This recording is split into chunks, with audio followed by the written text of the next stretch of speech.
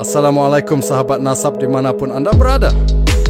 Di video kali ini, admin akan menampilkan pembahasan yang nantinya akan jadi bahan pertimbangan dalam menghadapi doktrin Ba'alawi yang sesat. Saran admin kepada para Buddha agar kiranya melihat dengan pikiran bukan dengan fanatik. Lebih lengkapnya kita simak penjelasan para kiai. Salam Pancasila. Untuk malam ini, karena saya dibangunkan oleh Tiger tadi mengenai tentang Habib Ali Al-Habsyi Kuitang, ini saya bongkar sejarahnya ya, karena Anda membaca di website. Ini beberapa kitab dan buku. Ini buku yang menjelaskan tentang sejarah awal mula kitab kuning di pesantren Indonesia dan Thorikoh menyebar di Indonesia. Ini baru limited edition, Pak. Karena orang-orang tidak paham. Satu, yang kita tolak ketika ada di website, saya paham itu dari siber-siber mereka. Mereka mengatakan bahwa Hasyim Asy'ari ini ketika mendirikan Nahdlatul Ulama, termasuk para founding father kita, mau memproklamirkan kemerdekaan Indonesia, itu tanggalnya atas restu daripada Habib Ali Habsyi Kuitang. Itu saya nyatakan salah besar. Satu. Karena Anda harus paham, sejarah-sejarah yang di Indonesia ini sudah berubah drastis melalui SNOP tadi itu. Ini ada beberapa keterangan ya mengenai tentang zaman orientalis ke Indonesia. Satu itu. Yang kedua, ketika di Indonesia ada yang mengagungkan Habib Kuitang, yang katanya dia ini adalah orang pertama yang mendirikan taklim, metode pengajaran di Indonesia, itu bohong. Kok bisa? Loh, Anda ini orang Indonesia, Tiga ini orang Indonesia, Pak. Kalau begitu kemana perjuangannya Syekh Junaid Batawi? Syekh Junaid Batawi ini lebih duluan daripada dia. Loh, kan ini sampai beliau melahirkan murid-murid hebat seperti Syekh Nawawi. Nah, Syekh Junaid Al-Batawi ini justru orang yang ada di Batavia, walaupun tidak dihiraukan oleh pemerintah kolonial Belanda. Kan begitu. Yang kedua itu, berarti kalau Anda hanya membanggakan Habib Ali Al-Habsyi Kuitang, Anda telah khianat dengan ulama kita sendiri. Jauh, secara karomah jauh. Nah, ini kan orang membaca di website, Bapak, yang seakan-akan yang berhasil mengislamkan Batavia, membuat metode pengajaran taklim ini adalah hasil dari Habib Ali Al-Habsyi Kuitang. Salah itu. Jauh-jauh hari sebelum mereka ada di Indonesia, Syekh Junaid itu sudah menjadi ulama besar. Syekh Junaid Batawi ini hampir dilupakan loh di tanahnya, di Batavia. Kalau sekarang Jakarta, orang sibuk-sibuk jarah kok makomnya Kuitang. Loh, ulama kita yang sebenarnya berjuang dilupakan. Dua poinnya.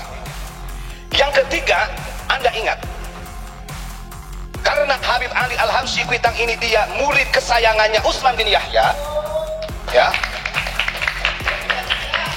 Saya punya data nih, bukunya nih, ya. Dan nanti saya akan sampaikan di dalam risalah Ahlussunnah wal Jamaah apa yang disampaikan oleh Hasyim Asy'ari. Karena Habib Ali Al-Habsyi Kuitang ini muridnya Utsman bin Yahya yang diangkat oleh kolonial Belanda di zaman pemerintahan Hindia Belanda menjadi mufti Batavia pada waktu itu. Logikanya, kalau mereka itu benar-benar ingin memakmurkan bangsa Indonesia, kenapa yang diangkat imigran sebagai mufti Batavia? Kenapa bukan ulama-ulama kita? Padahal ulama Syekh Junaid masih ada di situ pada waktu itu. Justru ulama-ulama kita gerak-gerik syiar agamanya diawasi betul. Itu catat ya. Sampai ada salah satu amanah wasiat yang disampaikan oleh Utsman bin Yahya kepada Habib Ali Al-Habsyi Kuitang. Jadi nggak pakai Habib, saya lupa. Ikut Mujib tadinya. Ini fakta. Makanya kalau baca sejarah jangan di website. Di website itu banyak siber-siber dari mereka. Kadang-kadang website dari NU saja keliru kok. Kan begitu. Sekarang kalau memang yang menentukan tanggal kemerdekaan itu adalah Habib Ali Al-Habsyi dari Kuitang, gitu kan? Ini sudah tidak sinkron dari tanggalnya, kapannya dengan apa yang disampaikan dalam sejarah Babat Ulama Banten. Orang yang pertama kali didatangi oleh Bung Karno untuk mengusir penjajah itu adalah Abu Yamamah Arif. Itu adalah catatan sejarah Banten. Gitu ya. Terus itu sejarah yang sangat keliru, dan itu memang sengaja karena SNOP, Pak, yang merubahnya SNOP yang mengajukan ke pemerintah Hindia Belanda juga supaya mufti Batavia itu Utsman bin Yahya, ya SNOP yang mengajukan. Coba Anda bayangkan. Yang ketiga yang ingin sampaikan berkaitan dengan Ahlussunnah wal Jamaah atau organisasi NU. Dengan bangganya mereka dari klan Ba'alawi mengatakan Hadratus Syekh Hasyim Asy'ari tidak berani mendirikan NU kalau tidak ada izin dari 4 habaib. Dusta itu. Di antaranya ini, yang mereka gembar-gemborkan adalah Habib Ali Al-Habsyi Kuitang. Ngapunten, Anda kalau baca di dalam sejarah NU yang benar, yang tidak dirubah, Habib Ali Kuitang dia mendeklarasikan diri sebagai warga Nahdliyin tahun berapa? 1933. Setelah muktamar di Bandung yang ke-13 kalau nggak salah. Ternyata pada waktu itu Kiai Haji Wahab Hasbullah sama bisnis Samsuri Pak dari Jombang kan mengutus salah satu murid untuk mendatangi Habib Ali Kuitang. Ini alasan kenapa NU didirikan di Surabaya, kok nggak di Batavia. Sementara di zaman pemerintahan kolonial Belanda sudah ada mufti. Mufti ini kan orang ahli fatwa. Kenapa ulama-ulama kita memilih Surabaya di Kertopaten, di rumahnya Kiai Haji Wahab Hasbullah? Karena ulama-ulama kita tahu Batavia adalah pusat pemerintahan kolonial Belanda beserta antek-anteknya. NU akan sulit berkembang. Sampai terjadi NU setelah didirikan 1926 di Surabaya, dari sekian banyak daerah wilayah yang ada di Nusantara, yang tidak berkembang itu di Batavia tentang NU. Kenapa alasannya? Karena sebelum wafatnya Utsman bin Yahya memberikan amanah kepada Habib Ali Al-Habsyi bilang begini, kamu jangan sekali-kali ikut organisasi yang ada di pribumi ini, karena mereka sudah punya tujuan mau mendirikan Alawiyah. Tapi ulama kita ya hebat, gak kalah siasatnya. Beberapa murid-muridnya mengajarkan diplomasi ke Batavia, mengajak masyarakat untuk memahami ajaran Nahdlatul Ulama. Singkat cerita, ada salah satu muridnya yang kebetulan dari murid Kiai Haji Wahab Hasbullah yang dekat dengan Habib Ali Al-Habsyi Kuitang. Beliau matur, kenapa di Batavia ini kok sulit berkembang NU? Sementara di daerah-daerah lain itu sudah terbentuk, ada sudah terorganisir lah. Sekarang jenengan setiap ditanya oleh kiai NU, jenengan mendukung tentang adanya Nahdlatul Ulama didirikan. Tapi jenengan sendiri abu-abu dalam hal memihak ke NU ataupun bukan. Ke Muhammadiyah? Tidak. Ke NU juga tidak, karena dia takut dengan fatwanya Utsman bin Yahya pada waktu itu. Ini perlu serius ini ya, saya jelasin perlahan nih. Setelah itu diundanglah oleh ulama-ulama NU supaya Habib Ali Al-Habsyi Kuitang bisa hadir di muktamar yang ke-13 kalau nggak salah di Bandung. Gitu Pak.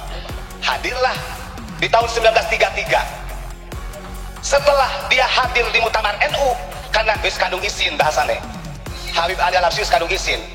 Akhirnya di hadapan Kiai Haji Wahab Hasbullah, di hadapan kiai-kiai NU muassis NU pada tahun 1933, Habib Ali Al-Habsyi Kuitang mengatakan dirinya adalah warga NU. Jadi dia memproklamirkan sendiri. Ingat tuh sejarah yang nyata. Kita punya sejarah ini yang banyak yang tidak dimiliki oleh orang lain. Kalau Anda bangga monggo, tapi awas. Kalau Anda hanya membanggakan mereka saja, melupakan Sayyid Junaid Batawi, berarti Anda bohong. Itu namanya asobiyah. Kalau bagi kami lebih bangga kepada Sayyid Junaid Batawi daripada kepada Habib Ali Al-Habsyi Kuitang. Yang sebenarnya perjuangannya gak ada apa-apanya. Saya tanya, yang kau banggakan sebagai Habib Kuitang pernahkah menjadi imam Masjidil Haram? Orang pertama kali yang menjadi imam Masjidil Haram adalah Sayyid Junaid Batawi, yang kemudian dilangsungkan estafetnya oleh Syekh Nawawi Bantani, dan kemudian dilanjutkan oleh Syekh Khotib Minangkabau, ulama kita. Anda lucu, Anda bela-bela. Dari dulu sudah ada strategi. Makanya jangan kaget. Kita jangan kaget kalau dari oknum-oknum klan Ba'alawi mereka tidak mau istilahnya masuk kepada NU pada waktu itu. Nah, kalau sekarang ya kembali lagi kepada fatwanya Kiai Fuad Hasyim. Ya Nahdlatul Ulama'i anti tijarati. Kan begitu? Wahai NU ku sayang, engkau adalah perniagaanku. Karena aku tahu rabihat bila khusrin ladal uqalai. Kalau orang yang masuk ke NU pasti untung bisnisnya, gak akan rugi. Kan begitu. Ingat ya, kalau orang mengatakan, ada juga kan, dari dulu Habib dengan NU atau lebih itu Alawi dan itu selalu berkesinambungan, selalu berdamai. Ingat, yang berdamai itu karena orang Indonesianya punya ketawaduan. Padahal mereka menggerogoti Nahdlatul Ulama sendiri. Bukti nyata dengan adanya ketika dideklarasikan NU di Surabaya, kenapa tidak di Batavia? Karena di situ berat ada kolonial Belanda yang bekerjasama dengan antek-anteknya. Kalau gentle benar mendukung NU untuk berdiri, Seharusnya Habib Ali Al-Habsyi Kuitang pada tahun 1926 sudah menyatakan sebagai warga NU. Kenapa tahun 1933? So, ada yang berani gak dari PBNU yang bukan sejarah ini? Gak ada yang berani, mereka takut. Tidak ada. Dia memproklamirkan diri sebagai warga Nahdlatul Ulama tahun 1933. Itu pun karena ada teguran dari murid NU yang datang ke Batavia. Sekaligus digundang dari muridnya Ki Habibullah. Diundang untuk datang ke Muktamar. Udah datang ke Muktamar. Aduh, ini orang semua. Akhirnya saya nyatakan pada hari ini di tahun 1933 saya adalah warga NU. Karena mereka menganggapnya kita ini membenci. Padahal kita ingin meluruskan sejarah loh. Kita beberapa hari, beberapa minggu, beberapa bulan menyampaikan seperti ini dianggap rasis.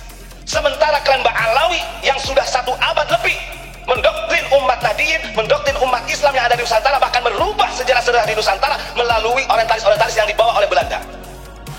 Apakah mereka tidak rasis dengan doktrinnya? Rasis. Bahkan kalau dengan kalimatnya, Kapunten, Habib Lutfi yang kemarin saya tayangkan videonya, itu doktrin rasisnya mereka. Yang menyatakan di anna Sadatal Ba'alawi awwalu man yadkhulul al-Jawa. Bahwa yang pertama kali menyebarkan Islam di Nusantara adalah Sada Ba'alawi, kata dia. Itu Habib Lutfi. Ulama sufi sedunia. Lalu Wali Songo dikemanakan? Dikemanakan Wali Songo? Kan begitu. Ya. Makanya saya seumur hidup, alhamdulillah gitu, sama Abu Ya ini kita diperkenalkan buku-buku sejarah ulama-ulama kita. Diajarkan bagaimana memahami perjalanan muassis NU. Kan gitu. Nah, ini sebenarnya harus diungkap. Andai kata Tiga tidak mengatakan, oh berarti kalau begitu kamu tahu nggak Habib Kuitang seakan-akan itu dia berjasa di Nusantara. Pret itu. Betul. Ya. Logikanya nih, logika saja. Nih, orang Yaman ini kan tuli Rasulullah kata mereka. Kita nggak tahu dari suku mananya. Kenapa di abad 18-19 kok yang memimpin Hijaz bahkan menjadi imam Masjidil Haram ke ulama kita? Bahkan saya meyakini andai kata pada waktu itu Wahabi tidak menguasai tanah Arab yang dipimpin Inggris, sampai dini hari yang menjadi imam Masjidil Haram pasti orang Indonesia. Serius. Kan begitu. Strateginya ulama kita, walaupun NU belum berdiri, penjaga gawang bahasa apa itu? Penjaga gawang di Timur Tengah. Kalau ada kitab-kitab yang mau masuk Indonesia, dilihat. Ada bagiannya Pak. Kan begitu. Tapi sekarang NU sudah bagus sebegini tapi masih kebobolan pesantren. Karya-karya Wahabi masih bisa masuk, kan aneh nih. Kan begitu. Ingat ya. Jadi Anda silakan sebagai muhibbin habaib siapa saja silakan. Tapi dengan cara Anda menantang seperti itu yang seakan-akan ulama kita tidak ada bandingannya dengan mereka, itu salah. Makanya saya ungkap duluan siapa. Orang saya Junaid Betawi ini asli kelahiran sono kok. Kan begitu. Beliau bisa melahirkan Syekh Nawawi, melahirkan ulama-ulama lainnya. Sekarang saya tanya, siapa yang dilahirkan oleh Habib Ali Al-Habsyi kalau bukan dari mereka yang terkenal? Kalau orang yang nyati ke dia paling orang Nusantara ya jadi budak. Jadi Masya, kan begitu ya. Tapi biasa, kalau mereka biasa begitu. Coba makanya saya kadang-kadang, saya punya guru Al-Habib, jadi kalau mau kita buka belak-belakan jujur-jujuran dari kitab-kitab manhaj atau madzhabul arba'ah, madhab Syafi'i, Anda lihat nih. Di sini kita diperintahkan oleh Abu Ya Mama Gubra untuk menulis madhab Syafi'i. Kan gitu. Karena mereka kan Ba'alawi, Sadatul Ba'alawi madhaban li Syafi'i. Itu di dalam kitab Manhajus Sawi. Mereka mengakui bahwa madhabnya Imam Syafi'i. Ini masyhur di dalam kitab tercatat. Bahkan sejarah ini tercatat juga. Kenapa? Yang memegang sanad keilmuan estafetnya kitab Imam Syafi'i. Lihat. Dari saya bacakan nama-namanya ya, nama-namanya saja. Ini kira-kira ada nggak dari klan Ba'alawi? Peranan daripada Imam Syafi'i, beliau ini mengarang kitab Al-Imla. Al-Imla ini menerangkan tentang hukum fikih qaul qadim, ya. Terus kemudian Al-Hujjah, qaul qadim. Kemudian Al-Um, itu qaul jadid. Qaul jadid ini kemudian diikhtisar oleh Syekh Imam Mazani, namanya Mukhtasar Mazani. Ya. Kemudian Mukhtasar Mazani ini disyarahi oleh Imam Haramain, namanya kitab Nihayatul Matlab. Ini kebetulan kita kitabnya beli. Abu Ya membeli banyak nih sesuai dengan sanad ini. Ini sanad keilmuan. Kalau kamu benar bangga dengan keilmuan ya, tinggal cek aja. Mau kamu buka dalam kitab Tabaqatul Kubra apa saja silakan cek. Ada gak dari mereka yang memegang ini? Kemudian Nihayatul Matlab ini diikhtisar. Ini masalahnya kan Ya daripada kita membahas nasab, misalnya sanad ilmu lah begitu ya. Ini karena berkaitan dengan nasib bangsa nantinya, nasib pesantren. Kemudian diikhtisar Nihayatul Matlab oleh Imam Ghazali dalam waktu singkat menjadi 4 kitab. Namanya kitab Al-Basit, kemudian kitab Al-Wasit, kitab Al-Wajiz, kitab Khulasah. Dari kitab Al-Wajiz disyarahi oleh Imam Rafi'i 2 syarahnya, syarah kabir, syarah sogir, yang disebut dengan Muharrar. Kalau syarah kabir Al-Ajiz, ini sistem ya. Kemudian dari Imam Rafi'i dari syarah sogir yang namanya kitab Muharrar, kemudian disyarahi menjadi Minhajut Talibin oleh Imam Nawawi. Minhajut Talibin kemudian disyarahi lagi oleh Imam Khatib Syarbini, namanya Mughil Muhtaj. Kemudian oleh Ibnu Hajar Al-Haytami, Tuhfatul Muhtaj. Kemudian Nihayatul Muhtaj oleh Imam Romli. Kemudian oleh Imam Zakaria Minhajut Tulab. Dari kitab Minhajut Tulab ini jadilah kitab Fathul Wahab oleh Syekh Zakaria Al-Ansari. Mana ini? Nah, Fathul Wahab. Oke. Di Fathul Wahab. Kemudian dari Fathul Wahab menjadilah Fathul Mu'in. Oke ya. Menjadi Fathul Mu'in, ini terkenal di pesantren yang dikaji. Makanya dulu kiai kita, kalau orang belum ngaji kiai Fathul Mu'in bisa jadi kiai katanya. Kan begitu. Terus Fathul Mu'in ini disarahi menjadi I'anatul Talibin, syarah Fathul Mu'in oleh Syekh Abu Bakar Sato. Catatan nih supaya paham bahwa keilmuan Kutubul Qadimiyah ini larinya bukan ke mereka, ke ulama kita. Catatan, Imam Abu Bakar Sato Al-Makki adalah murid yang masyhur dari Syekh Ahmad Zaini Dahlan. Nah, selain Abu Bakar Sato, yang menjadi murid yang masyhur itu ada termasuk 3 ulama besar, yaitu Syekh Nawawi Banten, Syekh Soleh Darat Semarang, Syekh Khalil Bangkalan, dan masih banyak lagi ulama-ulama Nusantara yang memegang ilmu-ilmu tersebut. Sehingga sanad keilmuan dari sekian banyak kitab deh, dari Al-Um sampai kepada I'anatul Talibin, dipeganglah oleh 3 ulama Nusantara, Syekh Nawawi, Syekh Soleh Darat, Syekh Khalil. Ini di bidang keilmuan. Nah, ini makanya Gus Dur sempat memberikan kata pengantar kitab kuning. Kan begitu. Saya cek, dan ini masuk di pesantren, ngapunten mas, semuanya seperti ini. Ya, tidak ada yang berbelok. Andai kata kemudian Nihayatul Matlab disyarahi oleh Al-Habib Al-Attas Al-Haddad, andai kata gak ada. Ini menunjukkan kecerdasan intelektualitas dan instabilitas ruhaninya ulama-ulama Nusantara di atas rata-rata. Kan begitu. Sampai itu, makanya kan Abah sering ngomong ulama kita itu ulama kaliber. Kaliber itu bukan hanya bisa terbang bukan, produktif di dalam bidang mengarang kitab. Bahkan Syekh Nawawi ini terkenal mu'alifnya 80% itu syarah. Karena syarah ini lebih sulit. Logika beginilah. Oke, ini salah satu saya ceritakan. Ada nggak dari mereka yang seperti ulama kita? Ini kita tetap bagaimana ulama kita. Kitab Minhajul Abidin yang jaraknya dengan Syekh Ihsan Jepis 1000 tahun. Bayangkan, 1000 tahun yang lalu Imam Ghazali bikin kitab Minhajul Talibin.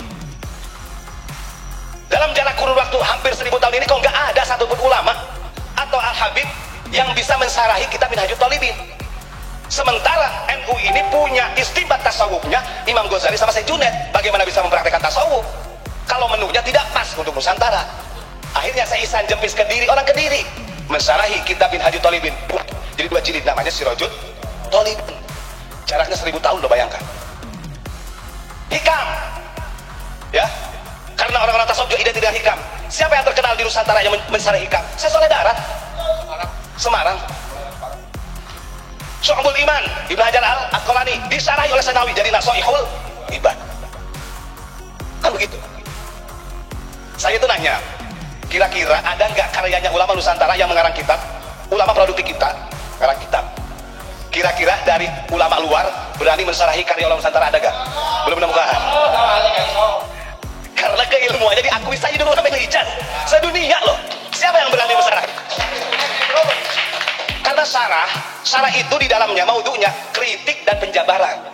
Yang sekiranya kurang pas dipaskan, yang kurang penjelasannya dijelaskan, dijabarkan, itu syarah. Kan begitu. Belum lagi nanti ini karya-karya Abuya banyak tuh. Tapi ada yang lucu Pak, saya itu kadang-kadang gitu. Ya mungkin satu-satunya yang bikin kitab mensarahi sendiri ya ada juga Pak. Syekh Nawawi loh, Tafsir Munir masih kurang komplit, gimana? Beliau aja bikin besar lagi, Marhul Labid. Betul, artinya dia mentafsiri, mensarahi kitabnya sendiri loh Syekh Nawawi. Saking gak ada yang berani mensarahi itu, diakui Pak. Artinya gini, saya bikin kitab, ada kata namanya kitab apalah, lama-lama ini kan udah populer di pesantren, satu pun gak ada yang mensarahi. Dasar sendiri aja sama Syekh Nawawi, jadi Marhul Labid. Karena itu kan Manahul Abidin ini kan sama tafsir Munir, cuma lebih detail gitu loh Pak. Maka saya, iya bener juga ya. Gak ada yang masalah dari kitab Nawawi, karena gak ada yang masalah ya, udahlah saya sendiri aja gitu kan. Coba, betapa hebatnya ulama kita. Ampun suhu. Ini masih banyak ya, tapi karena ini kepanjangan, ampun, dan kalau ada yang tersinggung ya gak apa-apa lah. Ini anggap istilahnya karena nyata ya. Jadi kalau Anda hanya membanggakan Habib Kuitang, salah. Karena ulama Batavia itu yang syiar lebih duluan, Syekh Junaid Betawi bahkan sebelumnya juga ada yang mengajarkan taklim, mengajarkan tasawuf, ilmu agama. Syekh Junaid dikemanakan? Kan begitu. Ini mah dikit-dikit Habib Ali Al-Habsyi Kuitang. Aduh, masya. Nanti pokoknya kita mah harus mendeklarasikan untuk selalu menyebut ulama Nusantara. Siap ya? Jangan kalah dengan mereka. Terima kasih. Assalamualaikum warahmatullahi wabarakatuh.